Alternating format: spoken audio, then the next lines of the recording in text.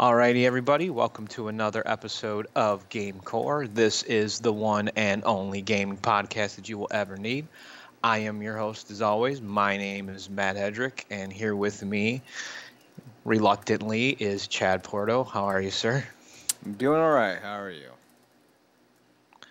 About as good as I can be, even with crappy weather. Still doing fine. I like the weather. Yeah, fan of the rain, huh? Fan of the rain, fan of the thunder, fan of the lightning, fan of the dour. I mean, my favorite food is anything sour, so that should kind of give you an idea who I am. I guess you're a poet and you didn't even know it, huh? Motherfucker, I'm a writer for a living. I know I'm a goddamn poet. I'm like one of those hot girls who knows they're hot and doesn't care that they know they're hot. I know I'm a fucking poet. I'm good. Like whenever someone's goes like, "Oh, you're really cute," I go, "Oh, you're lying." Whenever someone goes, "Wow, you're really good at writing," I just go, "Yeah." No fuck. Oh man, I couldn't believe you were that really good at making food. Oh man, thanks. That's so sweet of you. Man, you really know how to put together a great thought. Fucking thanks. I knew that already. Shitbag. Get on my level. You God cunt. damn, man. So yeah, I know. I'm good. We can tell where you draw the line, apparently. I got 3 things in my life I gloat about. My writing, my calves, and my dick. I don't know why my calves. My calves just always look good. I mean, like, man, they're just like, but damn! I don't work out for 5 years. Wha-bam! Just FYI, the audio is coming through okay. I can hear both of us just fine. Well, they can hear you just fine. They can hear me quite well. Well, everybody could hear you. You could shout during a concert, people would hear you. To be fair, I had to actually develop that skill, so yes, you're not wrong. Well, you did tell me you worked security, and I'm sure that was one of the bigger things you would work security for, right? Yes. Concerts was the biggest of our get-togethers, if you will. Yeah, so you had to learn how to develop the ability to, because especially where I was at most nights, which is where in the pit, which is not actually the mosh pit. People think that they get that confused. The pit is actually the space between the stage and the crowd. Okay. And that's also where the speakers are. So you had to learn how to scream whisper, which is where you scream. That's an interesting 2 set of words. But into someone's ear with the hope that they hear you. I also learned how to not do real sign language, but do actual sign language. So, like, if they saw my hands, like, freaking out, like my fingers, like, dancing, they know that I'm about to die. If I'm throwing like a J with my pinky, that means, hey, does anyone want something to drink? If the middle finger's up, it means someone pissed me off. If my hand's in a fist, that means it's about to fly into someone's face. You know, like, you learn the language. These are just this is just universal code, right? By now. Like this is like this is the sign language version of Morse code. We all learn the same one. Fuck off! I'm gonna kill you. Anybody want to drink? So that was generally the gist of it. So yeah, we're reviewing Mortal Kombat, and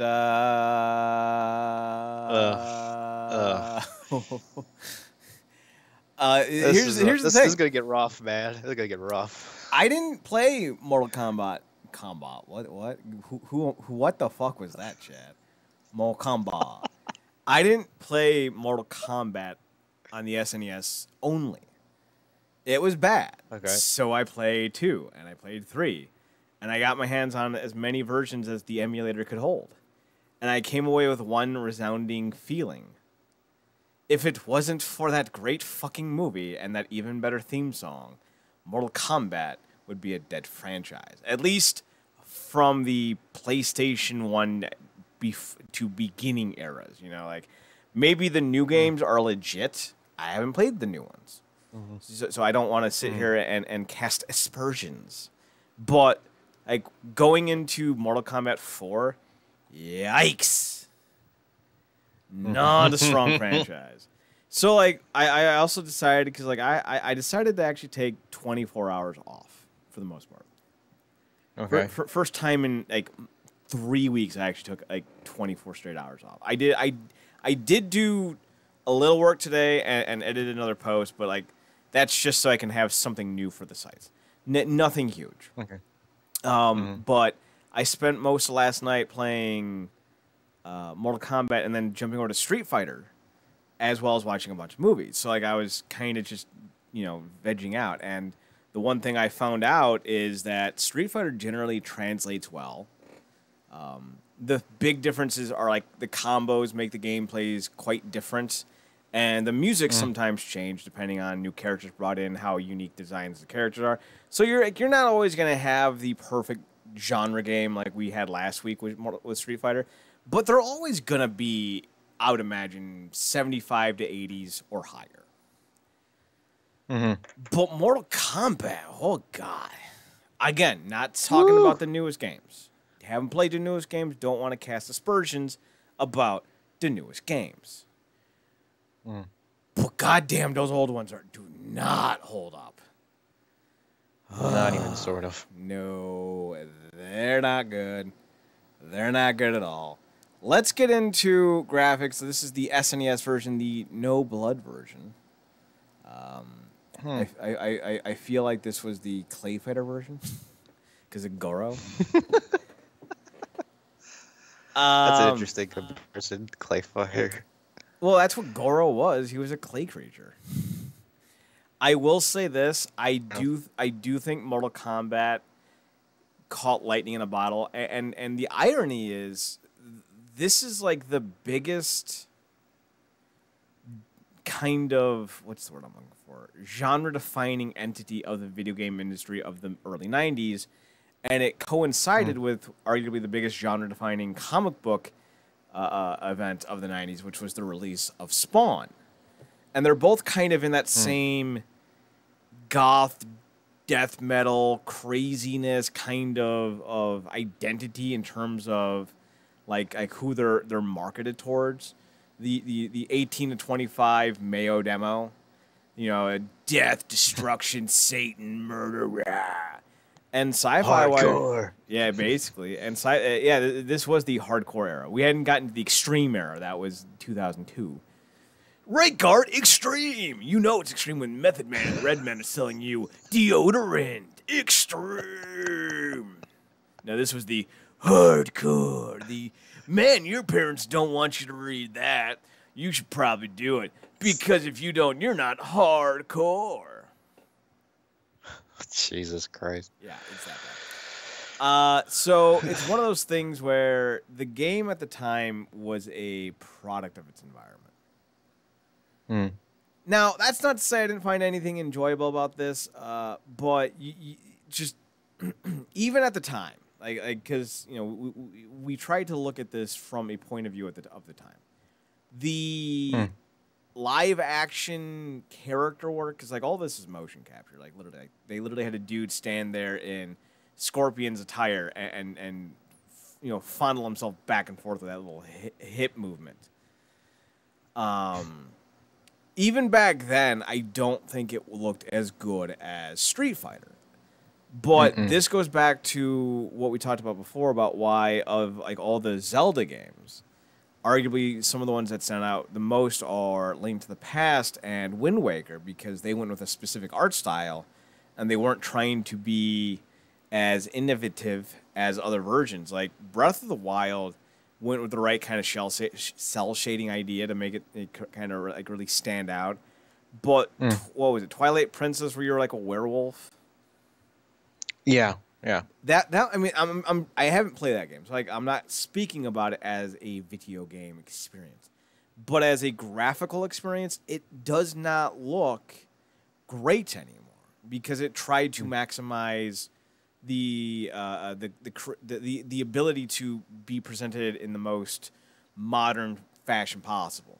And the problem with that is, as video game consoles continue to develop, and as video games continue to be more lifelike and unique, when you try to have a video game that is cutting edge, you're bound to end up seeing it no longer be cutting edge in a matter of years.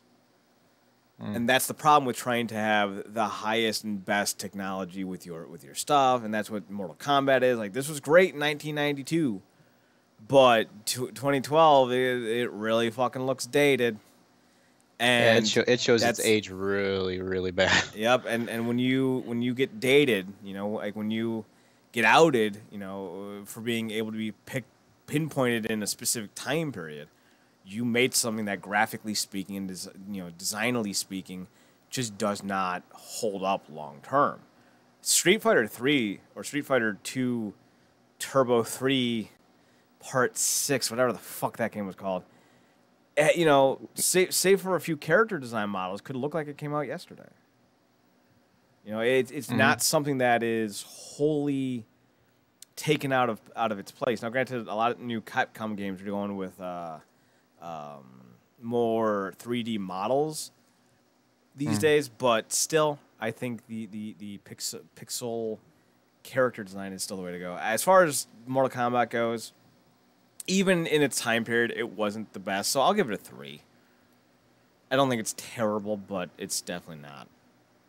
It's certainly ambitious, though, when you think of it. Like, the idea of it is kind of, like, cool when you think about it for the time. Like, people actually going through the effort to wear the costumes and capture a few different motions before, like, 3D was a thing. You know what I mean? Like, full-blown 3D. So it is interesting to see it. It's just when you see it play in motion now as opposed to back then, it's just not as fascinating as it once was. You start to see the kinks in the armor, so to speak, where a lot of that animation and things that you would think would look fluid look very, very rigid when they play the way they play out. So that's the way I would see this is it's fairly average and ambitious, but it's certainly not terrible. It's like you said, it's just a product of its time. It's a product of ideas, and while it was cool, it's not the best. So I think on that note, I'm gonna have to give it probably a 3 as well. So moving on to sound. Ooh. I'm gonna just cut right to the chase and give it a 3.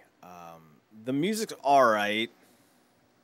It's it's nothing to sit here and write home about. Obviously, in the first few games, you had some really nice sound effects in terms of like the toasty. I think that was more the second game, but still, it did give us some unique sound effects. But as far as what Mortal Kombat is known for, it's known for its brutality, and it's known for its the finishers and the uppercutting guys off of goddamn bridges and all that. But what it's not known for is its great track listing, because people don't seem to remember. But the Mortal Kombat theme song, I don't think it came out with the game. I think it came out with the movie. I believe so too. Yeah. So like the game doesn't even have like a great theme song. It's just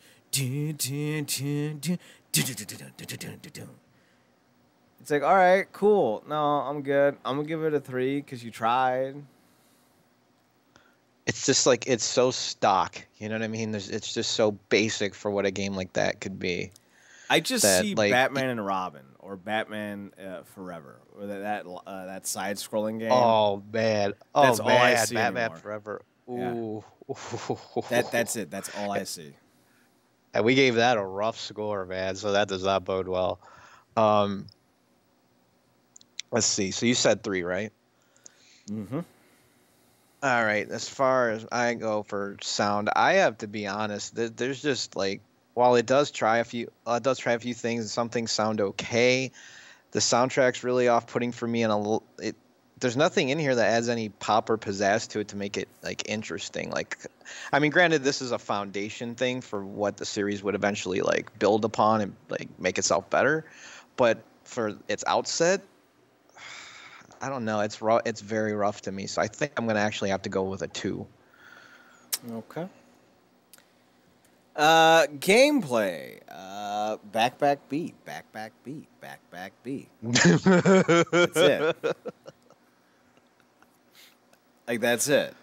Now, the problem that I have with all these fucking games is you don't need to make your fucking button combos that hard, you know? Mm-hmm. And like too elaborate with the moves, you mean? Yeah. And I don't want to give this, like, you know, a huge fucking terrible score because, you know, Street Fighter was the same way. So, like, I don't want to slam on it that hard. But I will say this. When it comes to the gameplay, part of the fun was doing all of the, at the time, ultra-violent fatalities. Mm-hmm. You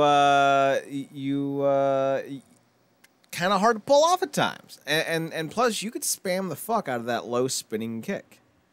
Just fucking take the ankles out of someone, and or that rapid fire punch to the face. That's another one. Yeah, or the uppercut. Like, when you think about it, this game does not hold up at all. I'm actually gonna give the gameplay a 2 because you can spam the fuck out of buttons. Yeah, this is not. See, I had a kind of a different issue with this. I felt like there's no real balance to this gameplay. Like you said, this game can be. It feels like it's highly cheap. I honestly think it's highly cheap. No time to respond to an action once you start trying to attack, because they're gonna do the same tactics that you're thinking about trying. Spamming the kick, spamming the punch, and before you can even react, half your health bar is gone. So it's like, when you take that into account, nothing about this is like, I mean, there's nothing that really adds any strategy or anything to it. It's more or less just who can hit one button the fastest, you know, and that's not really good gameplay to me. So I gotta be real. I gotta level with you. I'm going with a 1 personally. All right. Fun factor. If we're reviewing the movie, 5. We're not 2. Because fuck. I never thought I'd say this without any type of glibness to it, but the movie's so much better than the fucking game. Oh, without question, miles better. Those were $5,000 sunglasses, asshole. I still love that scene of Johnny Cage and Scorpion when, like, the whole fight comes to an end and then his picture, like, falls down with the signature on it. Oh, yeah. Like, that's my favorite fucking part, man. Best part is so cheesy, so Johnny Cage. Lyndon Ashby plays Johnny Cage, and he knocks out, like, all these dudes in the start of the movie, and then, like, he throws, like, a fucking spin kick at the one guy. And then Johnny just looks at him and goes, "You're supposed to fall down." And the guy is just like, "Ah!" And he flips himself end over end. Goddamn. Good stuff. You gotta love how Goro gets taken out, too, right to the balls. Right. Fucking awesome. Fuck you, Goro. What are you giving Fun Factor? Oh, man. You said 2. You said you were 2, right? Mm-hmm. Okay. Yeah. Again, tying in with the gameplay, that level of no real strategy and, you know, it feeling highly cheap, I felt like it just wasn't very enjoyable. There was no redeeming factor to it that made me go, man, I love playing this. I'm having a great time playing this. So, again, I'm stuck at a lowest score possible here. I'm going with a 1 again. And challenge. I will say that it's a 3. The combo fights, I forget what they're called, endurances, those can be tough. Goro's definitely a fucking ball kicker. Kintaro and Shao Kahn in 2 are like the most overpowered douchebags in the history of douchebaggery. No arguments here. But yeah, I'll give it a 3. It's enjoyable to play, and you do feel like you've accomplished something. Just not entirely sure what it is. Yeah, I don't know if I'm on that same level. Like, again, it's just I feel like it could have been so much better in this case, and I didn't find it very rewarding in the end. So it's not gonna go. I'm not gonna go the lowest though. I think I'm gonna stick at a 2 on this one. All right, now I gotta do some simple fucking math with a calculator. Wanna go down the hole? I actually tried not to be too predictable this time. Well, you should try to do that every fucking time, dip. 11. Well, it all depends on how I actually feel. So 11. Okay. Well, not very good. A 44% Heroni. Beep beep. Yum yum. Ruggles ice cream premium. Beep beep. Oh no, it's scoop scoop. Yum yum. Ruggles gotta get me some more. Get it? Because the guy who did it voiced Garfield. And Garfield's fat. That's exactly what I was just going to fucking say. Yeah, straight up. It was the dude that did the voice of Garfield in the cartoon. So, all right, here's some fuckery. Okay. So, the dude who did the voice of Garfield in the cartoon Garfield and Friends did the voice of Venkman in the animated Ghostbusters movie. Venkman was played by Bill Murray in the original 1980s movie, who would then go on to play the voice of Garfield in Garfield the movie. That is some twisted fuckery, isn't it? Yup. I heard about that. The first time I heard about that was from James Rolfe, Angry Video Game Nerd, actually. That was when that was in the earliest days of his reviews when he did the original Ghostbusters game. That's where I found out about that. I found out about that when Bill Murray was cast to play in goddamn Garfield. I was like, the fuck? Where's the Ruggles the original Ghostbusters series? Where's the Ruggles ice cream guy? God damn it! I believe he also was on the Drew Carey show for like a short stint. I believe he did like the announcements for the place Drew worked at or something like that. If I remember right, yeah, there was a couple of them because it's one of those iconic voices. As soon as you hear it, you know exactly what it is. It's the voice like Matt's who wants to put you to sleep. So let's move on.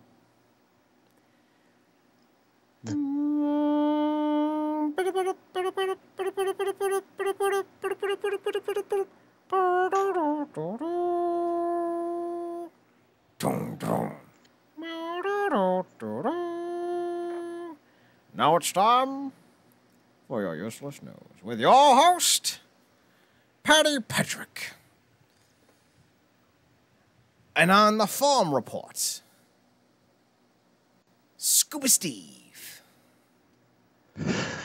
Now we go to the front desk for your useless news of the night. I am Patty Patrick. Hey, got it right. And this is your useless news. But first, we're going to go check with our reporter in the field. So how are things going out there? There's farms, and you've been reported on them. Are you even really at the farm, or are you just fucking with me? Yes. I was going to go... All right, breaking news. That report sucked. I was going to go with the wallaby report, but I couldn't remember the word wallaby. And then I was trying to think of the word dingo, because my name was going to be Dingo Jones. But I fucking flaked on it. That sounds right? awesome. That sounds awesome. I'm Dingo Jones. Put some shit on the bob, eh? Bloomin' onions. Oh, crikey, I'm going to jam my thumb up his butt on there. Nah, see, you took it too far. The crock hunter? Come on, man. Took it too far. All right, our first report on July 27, 2020. Every player nuke has been disarmed on the PS3 version of Metal Gear Solid 5, earning this cutscene. I never even knew this was like an actual like thing, because like this is the best thing I could find on it, because like the previous there was an article, but the article was from like 2 years ago when like something was first found out about this, but somehow some glitch caused this event to trigger or something, and it's not like some massively important cutscene, but I figured since it was Metal Gear related, it might have interested you to some degree. I'm not sure. See, it's Metal Gear Solid 5. I didn't know there was a PS3 version of this, so that was kind of interesting. But also, this is kind of like telling me my ex-girlfriend's getting married. Like, it's the one version of Metal Gear that I don't give... I don't give a fuck about, but that it still hurts. You know? So what's... So I'm just basically opening up old wounds then, huh? So what's the fucking cutscene? I'm watching it right here, but I can't fucking read the subtitles because it's too goddamn small. It looks like ants wrote them. Is the game over? Like, is that what they're saying? Like, lolly lule lo, we won? For most of what I'm hearing is like this was an event that wasn't even really supposed to trigger. This was somehow caused by a glitch, and I don't know necessarily what it means, because a lot of what I've heard is that it doesn't really change any of the ending or anything. This was just like an Easter egg, maybe telling a different part of the story, maybe adding a little context to something. I'm not totally sure on that, you know? And it's just weird. I just find it weird that somehow something like this could like possibly get unlocked so many years later after the game came out. Like, how could I don't even know how something like this could even like be triggered. It happened due to people. What did that say? Happened due to people what? Like disarming the nukes. I think that's what that said. Yeah. Every player on the PS3 disarmed their nukes. Here's the really interesting thing. I have this version for my PS4. I have this game. I don't think I've disarmed one fucking nuke. So it's like if you're on the PS4 version waiting to get this shit done, never gonna happen. I ain't pulling my weight. I have no intention to. Now, if this was for a better game in the series, you'd be all like down for it and really investigating it. But since it's like Metal Gear Solid 5, you're like, I'm kind of interested, but I don't fucking care. No, not even slightly interested. There's no kind of. Bitch, if this was any other Metal Gear Solid game on a platform that I bought, it would have been done the week I bought it. This shit doesn't hang in the tree for long. I picked that fruit when it's ripe. Now it's just rotted.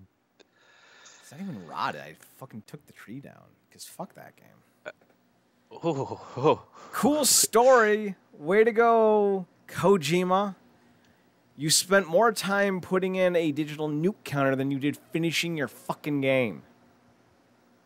Cunt. You're so happy.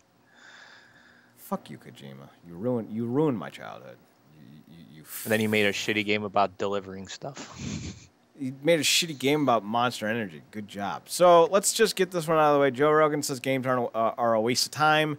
He's right. Games are a waste of time. I don't know why people are upset about that.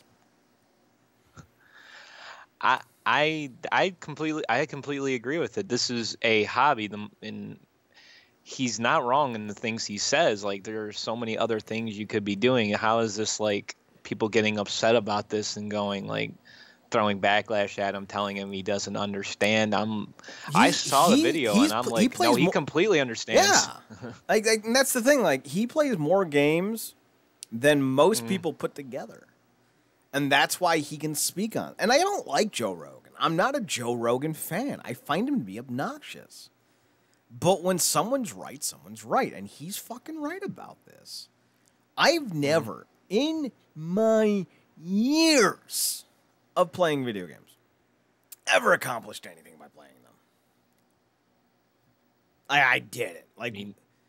And here's the thing. Never accomplished anything watching a Marvel movie. Never accomplished anything eating a pizza other than not being hungry. Some things are just time suckers.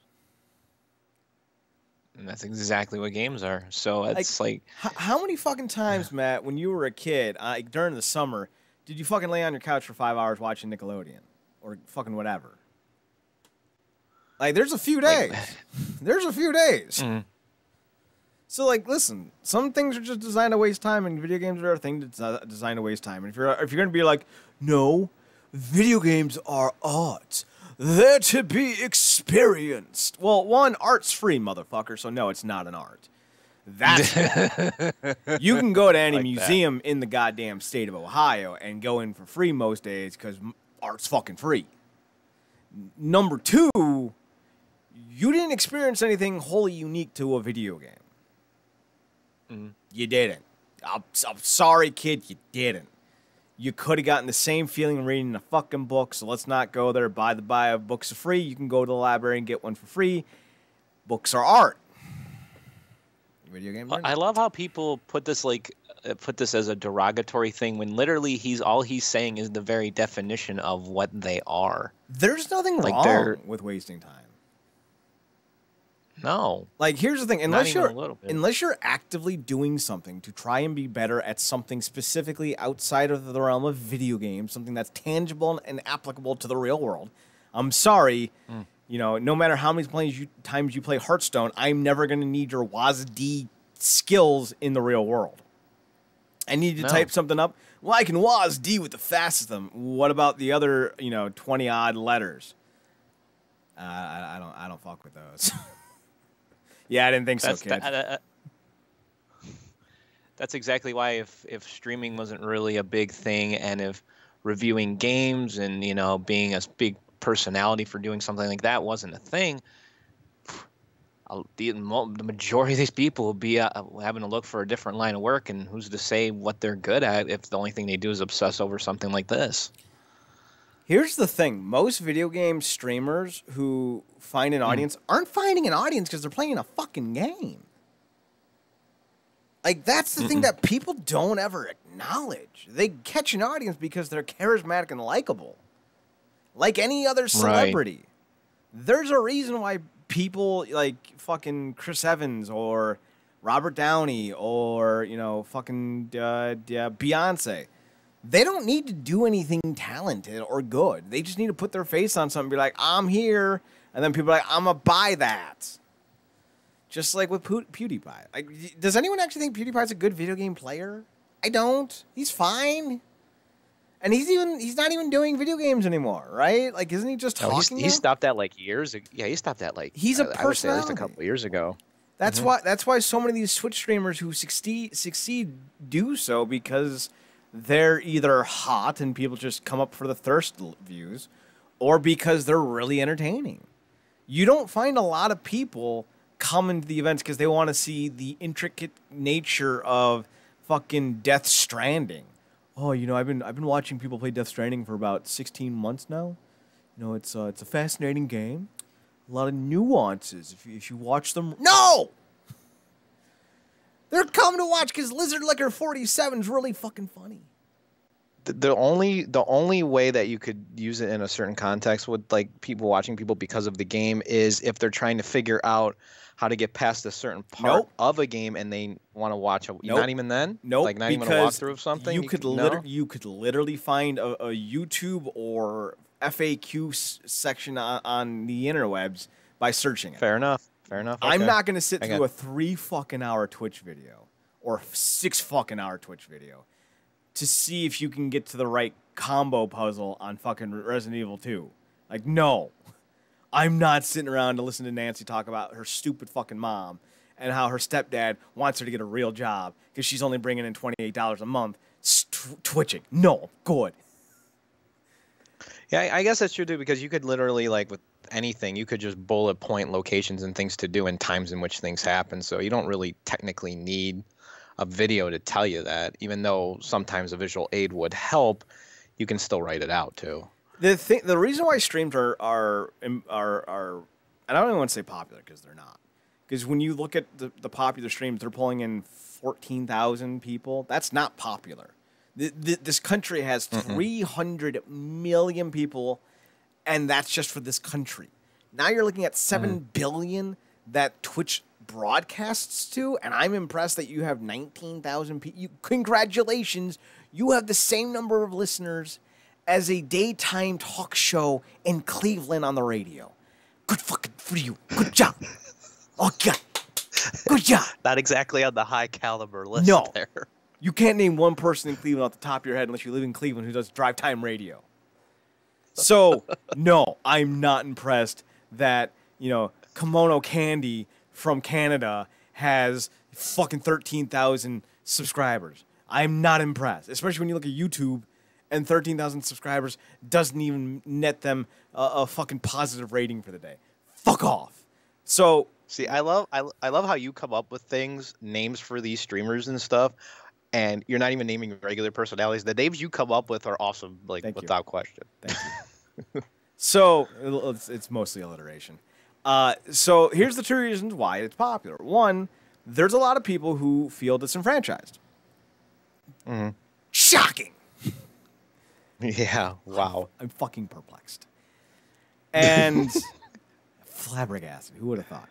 And Twitch streamers, or mostly just streams in general, offer a fan communal gathering point. Because it turns out, despite all these people saying, I don't need to have a family, I don't need friends, I don't need to be part of my neighborhood, they do, because that's the whole reason why they fucking join these goddamn little cabarets of cunts. Mm-hmm. Because they want to feel like they belong somewhere. And that's fine. We are a pack society. Tribalism is part of the problem with this country and with this world. But we strive to be with people. We strive to be with people who are like-minded. We strive to be with people that we get along with. It is our biological urge. That's one reason why streaming is popular. Because there's a fan base built in that supports one another beyond just the creator. The creator's not even that relevant in most cases. It's the community around them. That's why when someone fucks up real bad and dismisses the community, they don't ever get it back. The other because the community's been so connected to them for so long that they feel like they're betrayed in a way. The other reason why Twitch streaming and video game streaming in general is so popular is because you don't even need to be good at it. Mm-mm. Like in the case of like some of these thought bots, they come in and their tits are hanging out and they spend more time preparing to stream than they actually do streaming. Mm-hmm. People are just thirsty. Like we live in a world where very little actual connection exists anymore. Social dating apps and social media apps have really just taken the ability to be tangible with one another out the window. So people are more desperate than ever to have some type of real, hardcore human connection.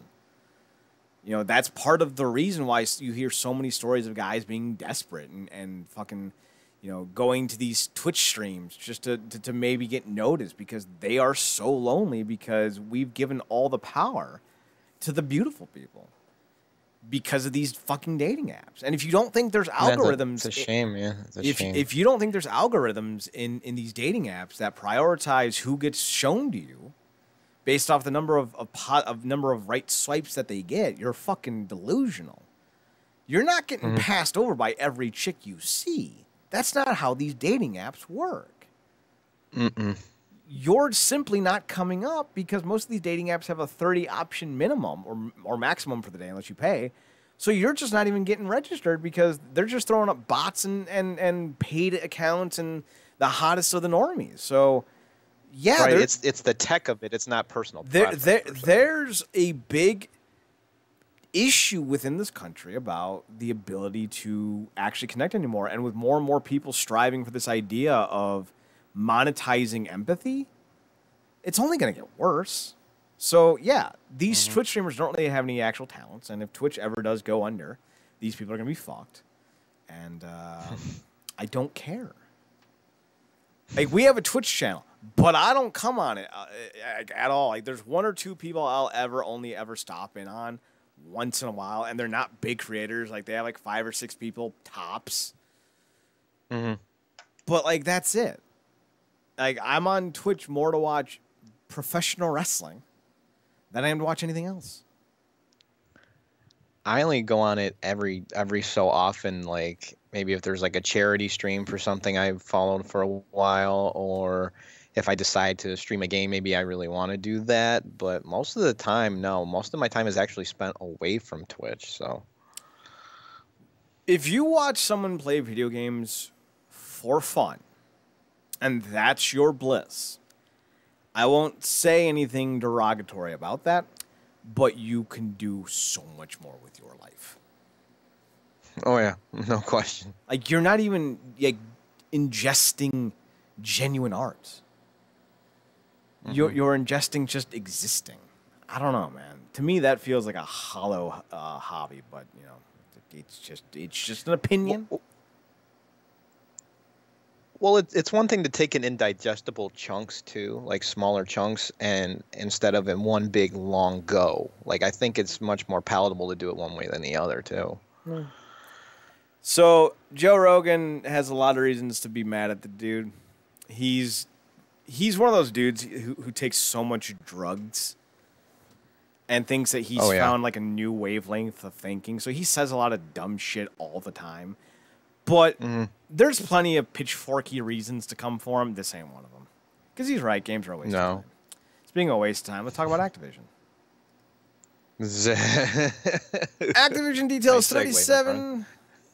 Activision details 37 new songs joining the Tony Hawk Pro Skater 1 and 2 soundtracks. Only 5 classic tracks will reportedly be missing. So are they saying... Because I don't want to fucking read this goddamn thing. Are they saying that 37... It sounded confusing the way I'm going to ask... the way it was worded. Come on, I'm trying to navigate. Are they saying 37 new songs not previously done to the albums or to the games prior? Or are they saying that 37 songs that were on the original but not announced for the new ones will be on the new ones? The way it's worded to me, it says it's supplementing the game's classic soundtrack. Okay, well, supplement means to me, this sounds like this is like I feel like this means they're putting it in addition to the regular soundtrack, and they're saying that the regular soundtrack only has 5 missing tracks. That's the way I want to say it. Yeah, that's actually right. So here's the new songs. I'm going to read them all because fuck you, it's my show, technically. Our show, your show, my show. I pay for the goddamn show, it's mine. If Matt leaves, he can't take the show. Whatever, dude, get to the point. Connect to Consume, a Swayze and the Ghosts. Oh, I love the name. A Swayze and the Ghosts. Misery Guts, it's great. Misery Guts, Alex Leahy. Let's Do It by All Talk. Life Support, ooh, I like that song, by American Nightmare.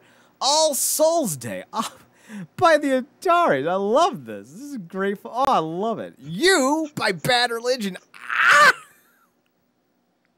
Somebody's happy. It's a good song. It's so good. The hype trade is real, my friend. Jesus. It's so good. It's so good. I think that's off the You hyperventilating over there? I think it's off the No Control album. Oh, it's so good. In Control, ironically enough, we go from No Control the album to In Control the song by Baker Boy. Afraid of Heights by Billy Talent. What a name. What a name. South by Chai. I'm assuming the inflection's implied. Confisco by Charlie Brown Jr. Oh, God, these are great names. Heavy Metal Winter by Consumed. Police Truck by the Dead Kennedys. That's a good song. Duck Eat Duck World by Destroy Boys. Never heard it that I'm aware of. Love the name. Duck Eat Duck. Dub Pistols is Cyclone is on it. Into It by DZ Death Race. Here now by the Ernies. Vilified by Even Rude. West Coast by Fiedlar. Fidlar. I don't know. Fu Manchu's Evil Eye. Superman's Goldfinger. There it is. Sidonia. Bad Junk Bunny. I love Junk Bunny. May 16th by Lagwagon. Bomb Drop by Less Than Jake. Bloody Valentine by Machine Gun Kelly. Pass. Bass! How low can you go? That's not the right song, though. By Mercules, Hobson, and Tech 9. No Cigar by Melon Collin. Let's Ride by MXPX. That's a good song. Pin the Tail on the Donkey by Naughty by Nature. Papa Roach's Blood Brothers. Mid-20s Skateboarder PQ. I hope that's right. Oh, this is a good one. When Worlds Collide by Power Man 5000. Jerry Was a Race Car Driver by Primus. Guerrilla Radio by Rage Against the Machine. She's Famous Now by Real Big Fish. Deathwire. Rough Francis. Let Me In. Screaming Females. Shut Down by Skepta.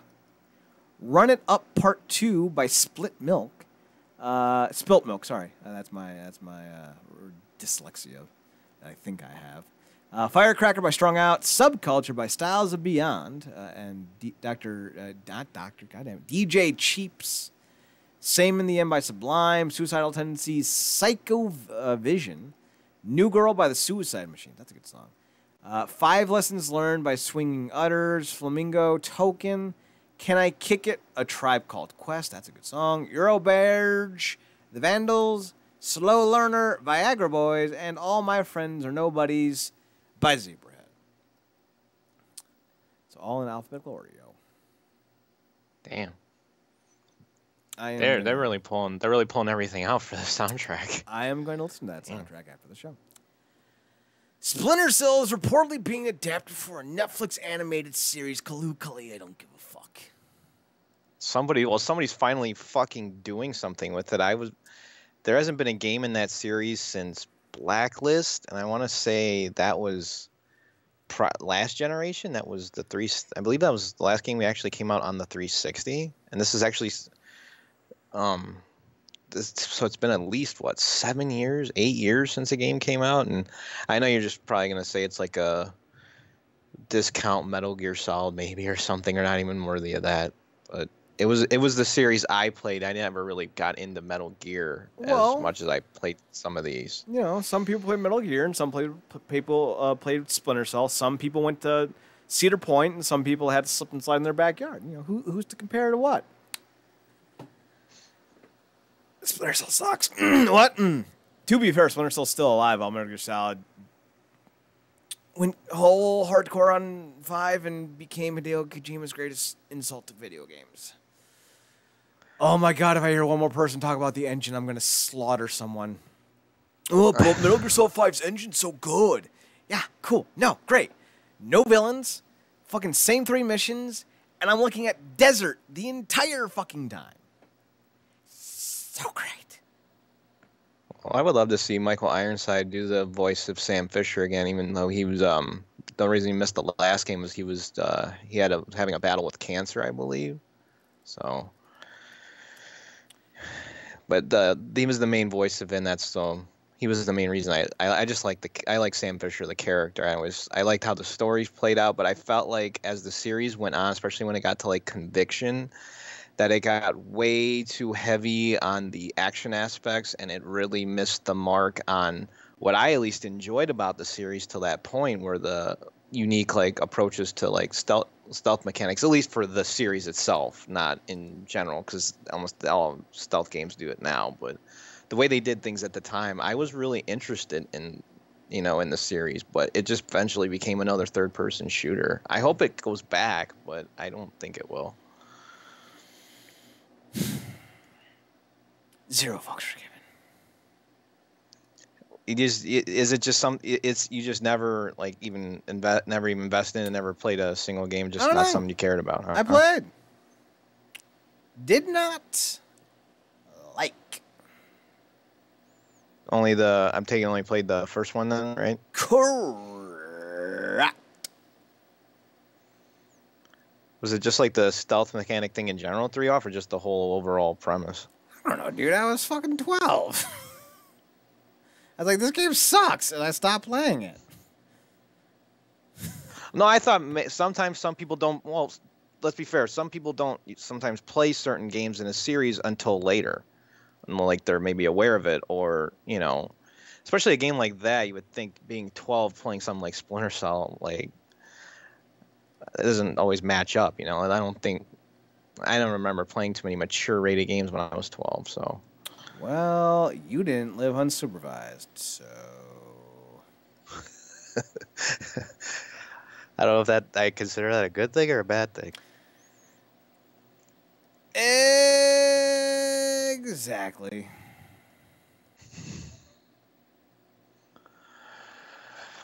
Okay.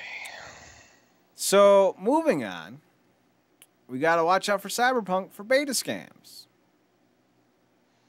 Yeah, because apparently emails are going out now about supposedly people getting emails directly from CD Projekt Red saying that there is supposed to be a beta testing going on. They're basically saying the invitations are obviously fake, and they don't really have any plans in general to release a beta, or even sounds like even a demo or anything. And I mean, it's obvious if you see something and it looks too good to be true, don't touch it, obviously. Um, but the story kind of just brings to light, like I kind of miss the days of demos for anything, especially something that's part of a new franchise. I would like for there to be like a demo so I can get sort of a grasp of it, even if I'm not totally interested. I still want to see if maybe there'd be something to get interested in, but no, it seems like they're not in, people are not really up for doing that anymore. I don't give a fuck about this game. Keanu being part of it's awesome. Mm-hmm.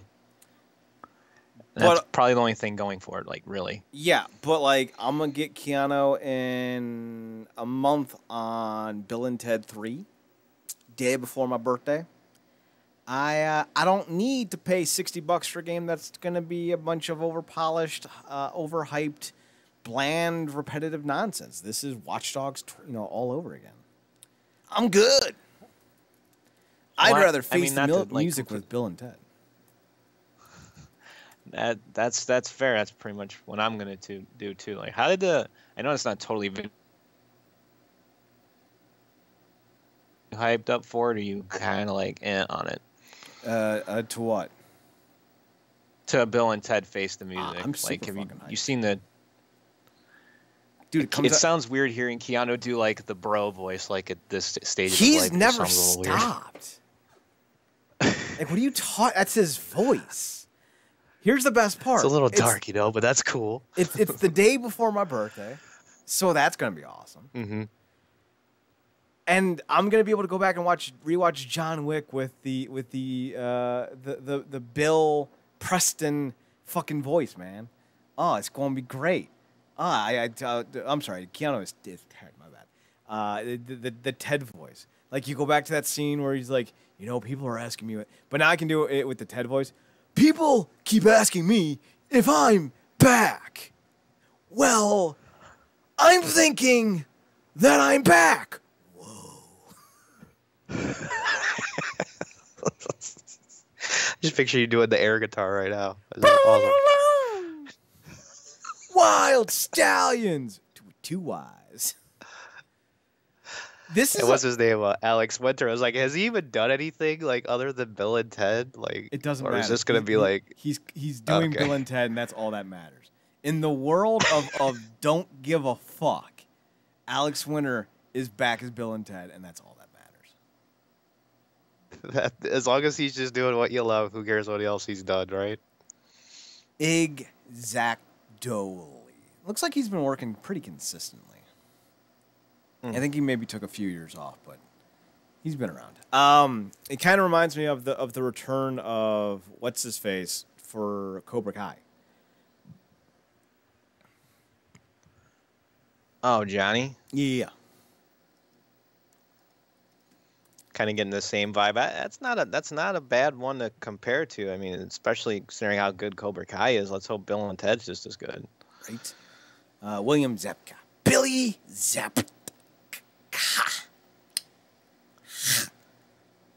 That season hopefully will drop on Netflix soon. So most of the original cast are back for the film. They're not bringing back the Babes, original actresses. They're being replaced by Gemma Mays, I'm sorry, and Erin Hayes. They're playing the princesses. But everyone else is back that's still alive. William Sadler's back as the Grim Reaper. Because George Carlin died, Christian Shaw will play Kelly, a messenger from the future who has a warning. The character's named after George Carlin's real-life daughter, Kelly Carlin. So that's a nice tip of the hat. Let's see. Who else is there? The woman who played Bill's stepmother, Amy Stotch, is back. So that's pretty great. I love that. And apparently they're going to do some archival stuff with George Carlin. So that's going to be nice to see. I'm definitely down with this movie. It's so weird to see a phone booth in 2020 though. Doesn't even matter. Just yes. I'm all about the yesing. Anything Bill and Ted is just a yes. Basically. So, let's talk about what we've been playing on the UbiTubes.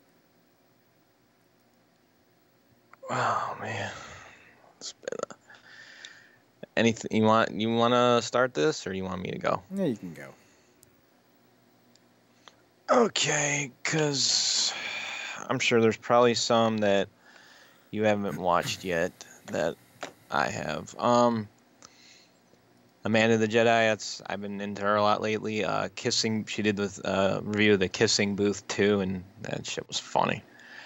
And I love how she like talked about how a movie like this does not need to be like 2 hours long.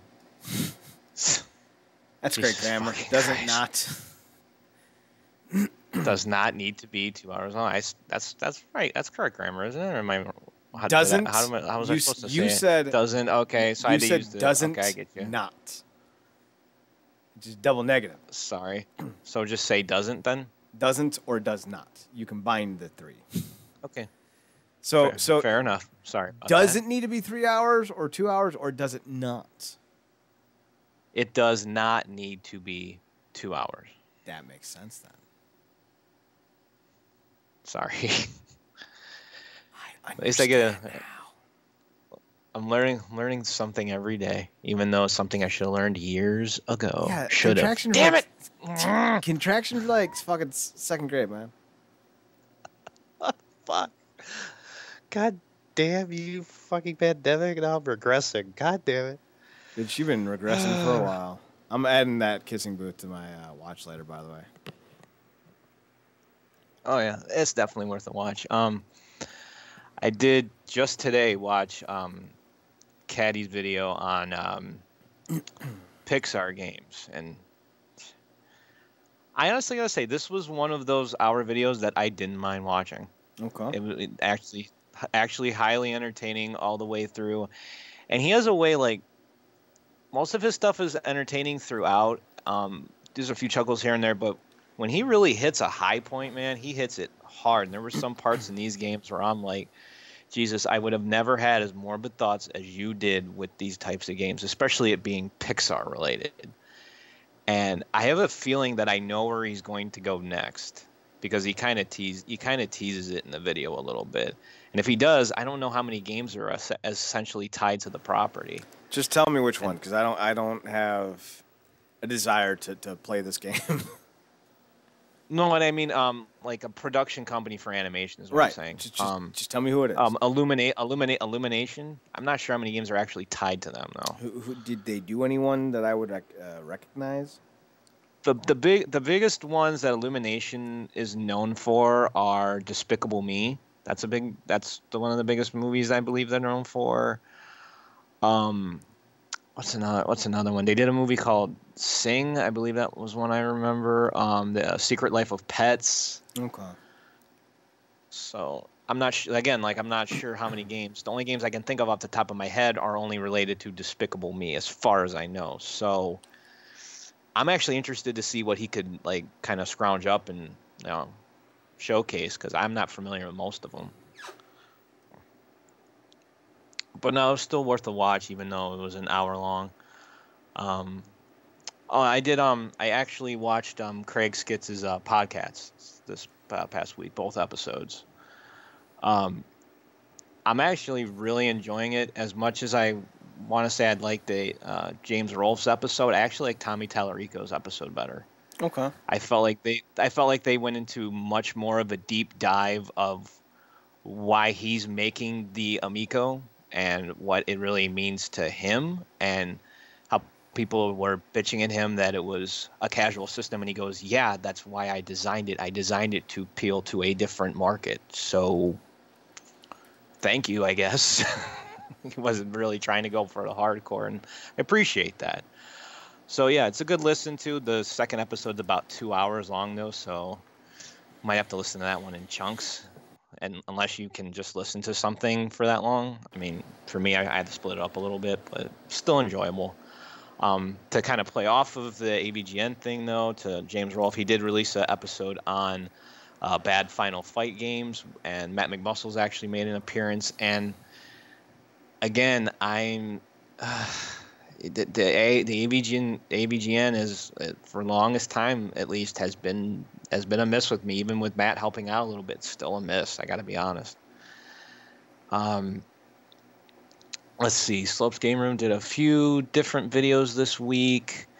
The strangest one he did was this game, game he put together. It was like a crane, and it was some like DIY project for a game. It was very strange, and I don't know why he put it on his channel because it doesn't seem like gaming related too much. But it was all right. And then he did reviews of some like a game that came out this week, Carrion or something from Devolver, and I've been interested in it, but I don't know. The one thing he talked about was something that throws me off in this game, because this is a game where you play as the perspective of a monster destroying everybody in a lab. You're just kind of this big blob. The biggest issue I'm hearing is that it doesn't have a map to navigate, so you can get lost easily. So what's it called? It's called Carrion, Carrion. And that's the biggest gripe I hear, is that the navigation is a pain in the ass, and there's quite a few like lulls in it, and only thing they don't really add anything to the story or anything, and it just kind of makes you want to go back to what you're doing. But I don't know. I have slight interest in it, especially considering it's on Game Pass. You can play it, even if you have the subscription, you can play it for free. So I might try it, but I don't know. Let's see. I told you I've been watching that doctor guy recently. Dr. Mike is his name. Did a video. I can't remember what it was he did a video on before, but this one he did a video on the cautions and approaches to reopening schools. I know this isn't gaming related, but I felt like it was important for the COVID-19 situation going on. So I like how he had an honest discussion about the whole situation. So anybody interested in some actual like presentation of facts with this kind of stuff, that would be a good watch. Let's see.